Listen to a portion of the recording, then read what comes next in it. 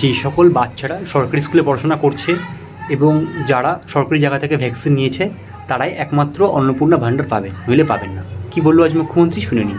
আমরা দিতে চাই তাদের যারা সরকার বা সরকার পোষিত বা প্রাইভেট স্কুল যেখানে সরকার অনুমোদিত, সেই স্কুলে আপনাদের বাচ্চাদেরকে পড়াশোনা আপনারা করান।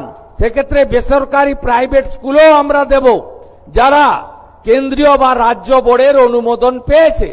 কিন্তু আমরা এমন কোন জায়গায় দেব না যেখানে ধর্মীয় শিক্ষা দেওয়া হয়, যেখানে ভারত বিরোধী কথা শেখানো হয়।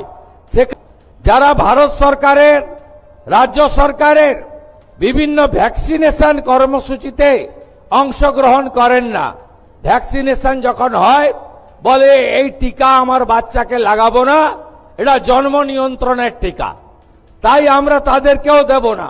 তাই আপনারা সহযোগিতা করুন। ইতিমধ্যে জুন মাসে 3 তারিখে 28 লক্ষ মা বোন দিদির অ্যাকাউন্টে 3000 টাকা করে ঢুকে গেছে।